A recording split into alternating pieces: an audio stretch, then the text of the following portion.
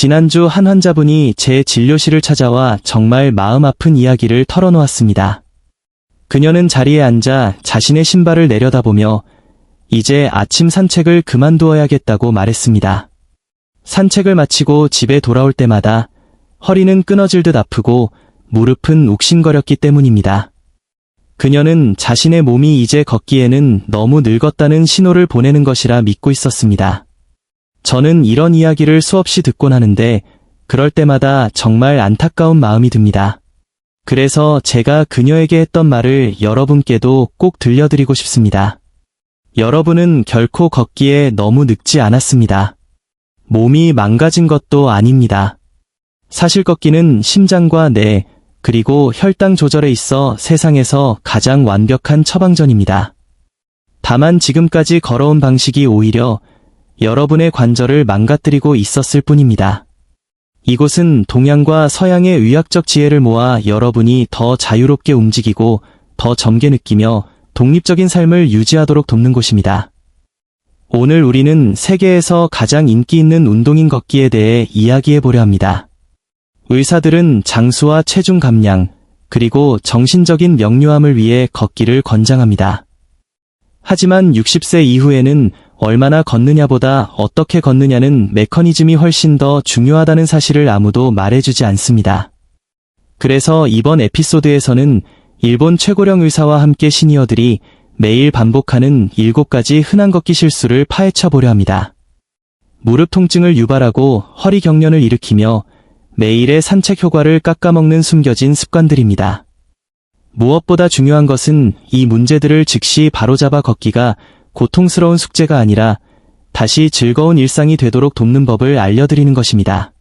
박사님, 이 주제에 대해 열정이 대단하신 것으로 압니다. 왜 우리가 오늘 이 실수들에 대해 이야기해야 할까요? 존, 그것은 걷기가 독립적인 삶을 지탱하는 뿌리이기 때문입니다. 하지만 사람들은 산책 후 통증을 느끼면 자신의 자세나 신발을 탓하지 않습니다. 그저 나이 탓을 하죠. 관절이 다 닳았다고 생각해서 아예 움직임을 멈춰버립니다. 그것은 시니어가 할 수 있는 가장 위험한 행동입니다. 몇 가지 작은 기계적 오류만 수정해도 통증을 완전히 없애고 향후 수십 년 동안 활기차게 걸을 수 있습니다. 그것이야말로 사람들이 꼭 들어야 할 희망적인 소식입니다. 여러분의 몸은 고장난 것이 아니라 약간의 조정이 필요할 뿐입니다. 본격적으로 7가지 실수를 살펴보기 전에 시청자 여러분의 이야기를 듣고 싶습니다. 지금 바로 댓글창에 평소 하루에 몇 분 정도 걸으시는지 남겨주세요. 우체통까지 다녀오는 5분이든 공원에서의 30분 산책이든 좋습니다. 여러분이 어디서부터 시작하고 계신지 알려주세요. 네, 꼭 공유해주세요. 여러분이 숙련된 보행자든 이제 막 시작하려는 분이든 이 7가지 해결책은 모두에게 직접적으로 적용될 것입니다. 자, 박사님, 첫 번째 실수를 공개하기 전에 배경을 먼저 짚어봐야 할 것 같습니다. 왜 60세 이후에는 걷는 방식이 갑자기 훨씬 더 중요해지는 걸까요? 우리 몸에 어떤 변화가 생기길래 나쁜 자세에 이토록 예민해지는 건가요? 매우 중요한 질문입니다. 20대나 30대에는 몸의 회복력이 굉장히 좋습니다. 나쁜 신발을 신고 엉망인 자세로 걸어도 몸이 그 충격을 다 흡수해줍니다. 하지만 50대, 특히 60대 이후에는 신체 구조가 변합니다. 자연스럽게 근육량이 줄어들고 힘줄과 인대의 탄력이 떨어지며 관절을 부드럽게 하는 윤활액이 따뜻해지는데 더 오랜 시간이 걸리게 됩니다. 몸의 충격 흡수 장치가 예전만큼 탄탄하지 않다는 말씀이시군요. 정확합니다. 걷기는 본질적으로 통제된 추락의 연속입니다. 발이 지면에 닿을 때마다 우리 몸은 체중의 5배에 달하는 충격을 흡수합니다. 자세가 좋으면 근육이 그 충격을 아름답게 흡수하지만 자세가 나쁘면 그 힘이 무릎 관절과 허리로 곧장 전달됩니다. 시간이 지나면서 이런 반복적인 스트레스가 염증과 통증을 유발하는 것입니다. 충분히 이해가 됩니다. 그럼 바로 본론으로 들어가 보죠. 시니어들이 자신도 모르게 저지르는 첫 번째 걷기 실수는 무엇인가요? 첫 번째 실수는 너무 빨리 시작하는 것입니다. 저는 이런 모습을 끊임없이 봅니다. 현관문을 나서자마자 시계를 확인하고는 곧바로 숨이 찰 정도로 빠르게 걷기 시작합니다. 심박수를 즉시 높이고 싶어 하기 때문이죠. 그게 우리가 보통 해야 하는 운동 방식 아닌가요? 유산소 운동 효과를 내는 거 말입니다. 맞습니다. 하지만 처음 60초 동안은 아닙니다. 문제는 근육과 관절, 그리고 심혈관계가 휴식 상태에서 활동 상태로 전환되는데 몇 분의 시간이 필요하다는 점입니다. 갑자기 빠른 속도로 움직이면 몸은 생리적 충격을 받습니다. 근육은 여전히 차갑고 뻣뻣한 상태이며 관절은 연골을 부드럽게 할 윤활액을 충분히 만들어내지 못한 상태입니다. 밤새 추운 곳에 세워둔 자동차의 엔진을 갑자기 세게 밟는 것과 같습니다. 정확한 비유입니다. 뻣뻣하고 메마른 관절의 높은 부하를 강제로 가하는 셈이죠. 시간이 흐르면 이런 갑작스러운 충격은 근육 긴장이나 정강이 통증, 관절의 불편함을 유발할 위험이 큽니다. 또한 심박수와 혈압을 너무 급격히 올려 평소보다 훨씬 빨리 숨이 차고 피로하게 만듭니다. 그렇다면 해결책은 무엇인가요? 산책을 어떻게 시작해야 할까요? 해결책은 3분에서 5분의 법칙입니다. 밖으로 나가면 처음 몇 분 동안은 아주 천천히 여유롭게 걸으세요. 아직 유산소 운동은 신경 쓰지 말고 그저 거닐기만 하십시오. 이 부드러운 움직임이 몸에 보내는 신호가 됩니다. 심장에는 혈류량을 서서히 늘리라고 말해주고 관절에는 윤활액을 분비하라고 알려주는 것입니다. 조직을 자연스럽게 데워주는 과정이죠. 그렇게 5분이 지난 뒤에야 평소의 빠른 걸음으로 점차 속도를 올리라는 말씀이시군요. 그렇게 하면 걸음걸이가 훨씬 부드러워지고 호흡 조절도 쉬워지며 무릎 통증도 예전 같지 않을 것입니다. 적절한 준비 운동이 전체 시스템을 보호하는 셈입니다. 정말 간단한 해결책이지만 모든 것을 바꿀 수 있을 것 같네요. 좋습니다. 이 흐름을 이어서 두 번째 실수는 무엇인가요? 두 번째 실수는 전 세계 어느 공원에서나 볼 수 있는 모습입니다. 바로 구부정한 자세입니다. 발바로 앞 땅바닥을 내려다보며 걷는 모습을 상상해보세요. 어깨는 앞으로 굽어 있고 가슴은 움츠러들었으며 고개는 몸보다 앞으로 쑥 나와 있는 상태입니다. 정말 자주 보는 모습입니다. 보도블록 틈에 걸려 넘어질까 봐 바닥을 보시는 경우가 많죠. 그 두려움은 이해하지만 그런 자세가 가져오는 신체적 결과는 처참합니다. 머리 무게는 약 4-5에서 5kg 정도 나갑니다. 머리가 어깨 위에 수직으로 잘 놓여 있으면 무게가 거의 느껴지지 않습니다. 하지만 바닥을 보려고 고개를 앞으로 1인치 숙일 때마다 목과 등 근육이 견뎌야 하는 부담은 2배로 늘어납니다. 그럼 고개를 숙이는 것만으로도 머리 무게가 목에 14kg 이상의 압박을 가하게 되는 셈이네요. 정확합니다. 등 위쪽 근육은 머리가 앞으로 떨어지지 않게 하려고 과도한 일을 해야만 합니다. 그래서 많은 시니어분이 산책 후 날개뼈 사이나 목덜미가 타는 듯 뻣뻣하다고 호소하시는 것입니다. 가슴이 움츠러들면 호흡에도 지장이 있겠지요. 물론입니다. 어깨가 앞으로 굽으면 흉곽이 충분히 확장되지 못합니다. 횡격막이 압박을 받게 되죠. 이는 호흡할 때마다 폐로 들어오는 산소량이 현저히 줄어든다는 뜻입니다. 산소가 부족해지면 심장은 더 힘들게 일해야 하고 근육은 훨씬 빨리 지치게 됩니다. 나쁜 자세가 걷는 동안 에너지를 문자 그대로 훔쳐가는군요. 이 문제의 해결책은 무엇인가요? 해결책은 간단한 시각화 훈련입니다. 걸을 때 정수리에 부드러운 끈이 달려 있어 하늘 쪽으로 나를 곧게 끌어올린다고 상상해보세요. 어깨의 긴장을 풀고 귀에서 멀어지도록 아래로 툭 떨어뜨리십시오. 무엇보다 중요한 것은 시선을 드는 것입니다. 발가락 바로 밑이 아니라 약 5-6m 앞을 내다보세요. 그렇게 해도 주변 시야를 통해 바닥을 확인하며 넘어지지 않을 수 있겠죠. 네, 우리의 주변 시야는 굉장히 예리합니다. 6m 앞을 내다보면 장애물에 도착하기 훨씬 전에 이를 인지할 수 있고 동시에 척추 정렬을 아름답게 유지하며 가슴을 열어 깊고 풍부한 산소를 들이마실 수 있습니다. 보이지 않는 끈의 비유가 참 좋네요. 즉각적으로 온몸의 자세가 교정되는 느낌입니다. 좋습니다. 이제 우리가 사용하는 장비에 대해 이야기해보죠. 세 번째 실수는 무엇인가요? 세 번째 실수는 잘못된 신발을 신는 것입니다. 뻔한 소리 같겠지만 이는 노년층 무릎과 고관절 통증의 주요 원인 중 하나입니다. 많은 분이 겉모습이 깨끗하고 새 것 같다는 이유만으로 같은 산책화를 몇 년 동안 계속 신으십니다. 겉보기에 멀쩡하다고 해서 신발이 제 역할을 다하고 있는 것은 아니라는 말씀이군요. 그렇습니다. 걷기용 신발에서 가장 중요한 부분은 중창 속에 숨겨진 폼 쿠션입니다. 이 폼은 발이 지면에 닿을 때 발생하는 충격을 흡수하도록 설계되었습니다.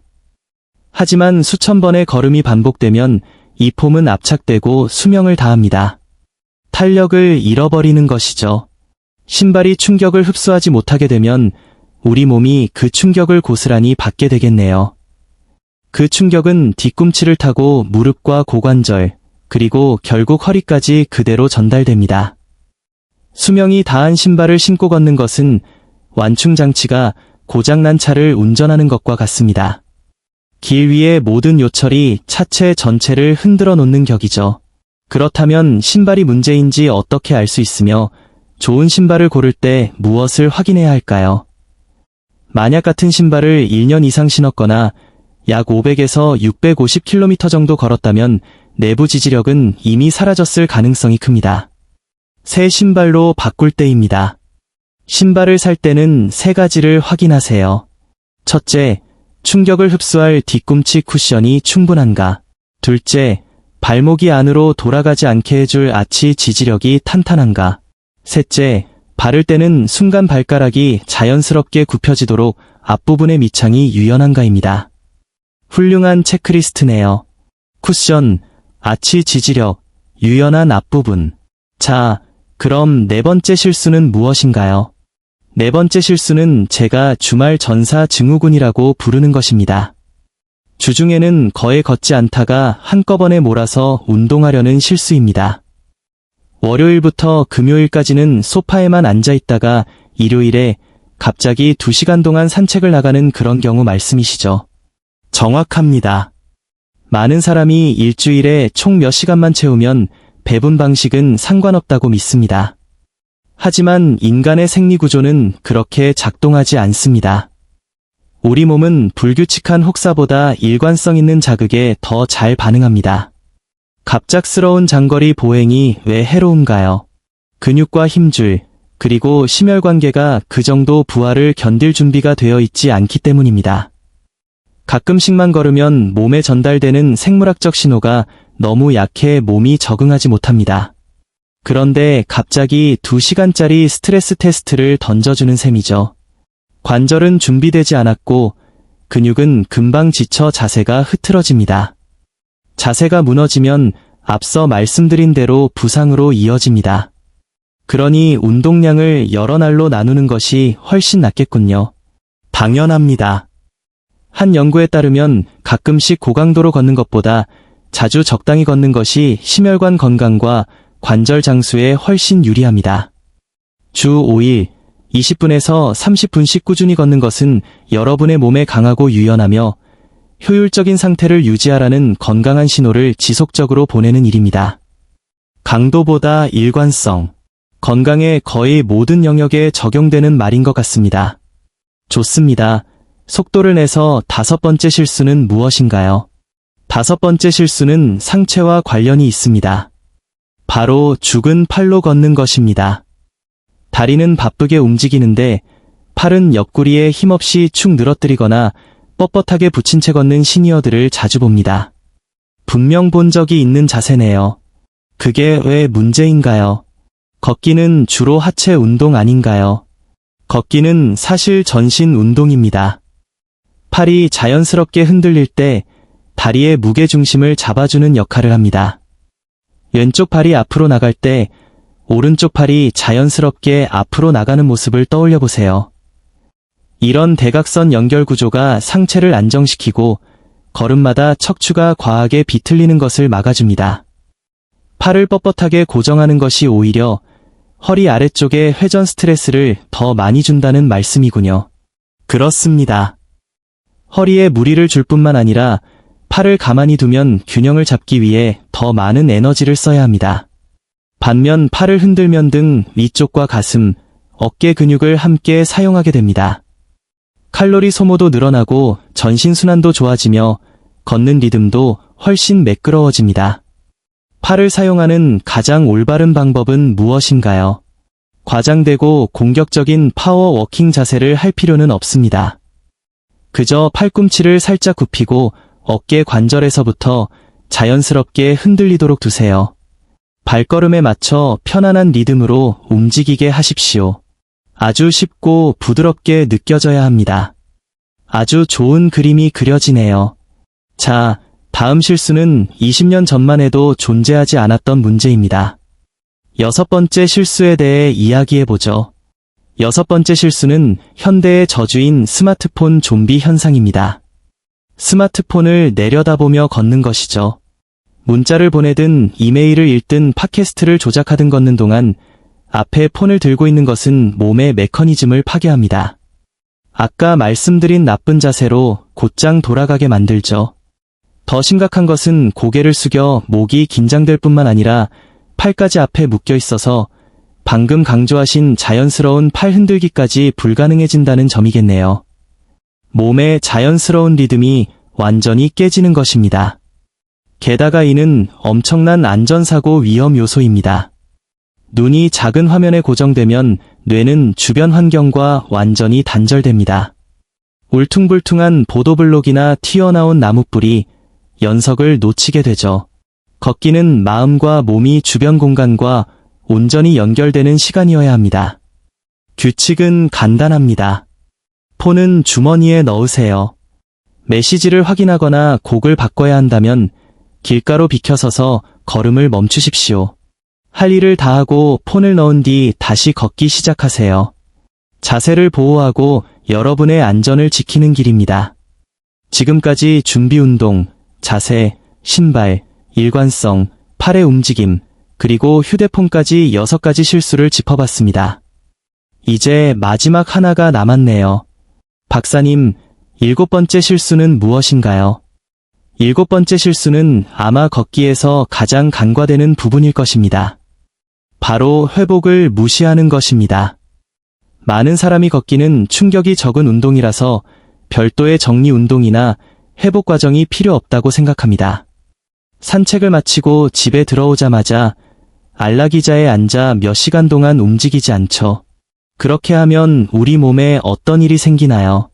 걸을 때 다리 근육, 특히 종아리와 허벅지 뒷근육은 반복적으로 수축합니다. 걷는 동안 이 근육들은 팽팽해지고 짧아진 상태가 됩니다. 그런데 산책 직후 바로 앉아버리면 근육이 그대로 식으면서 그 짧아지고 뻣뻣해진 상태로 굳어버립니다. 그게 다음날 아침에 뻣뻣함으로 이어지는군요. 정확합니다. 뻣뻣해진 종아리는 아킬레스건을 잡아당기고 이는 족저근막염이나 무릎 통증을 유발할 수 있습니다. 아무리 가벼운 산책이었더라도 회복 과정은 필수적입니다. 근육에 이제 일이 끝났으니 원래 길이로 돌아가도 좋다는 신호를 보내야 합니다. 올바른 걷기 후 회복은 어떤 모습인가요? 간단합니다. 즉시 큰 컵으로 물 한 잔을 마셔 대사 노폐물을 씻어내세요. 그런 다음 2분 정도 벽을 이용해 종아리와 허벅지 뒷근육을 부드럽게 늘려주어 근육 길이를 재설정하십시오. 휴식일은 어떤가요? 매우 중요합니다. 몸이 실제로 더 강해지는 시기는 바로 회복할 때입니다. 다리가 무겁게 느껴진다면 몸의 소리에 귀를 기울이고 하루 정도 쉬어주어야 합니다. 박사님, 오늘 말씀이 모든 것을 바꿔놓을 것 같습니다. 우리는 이 7가지 실수를 바로잡음으로써 단순히 통증을 멈추는 것이 아니라 걸음마다 우리 관절을 적극적으로 재건하고 있는 셈이네요. 끝까지 들어주신 시청자 여러분, 감사합니다.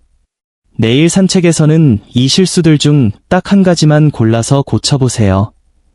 오늘 무언가 배우셨다면 좋아요와 구독 버튼을 눌러주시고 다음 에피소드도 꼭 확인해주세요.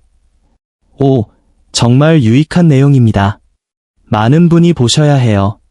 꼭 시청해주세요. 그럼 다음 영상에서 뵙겠습니다.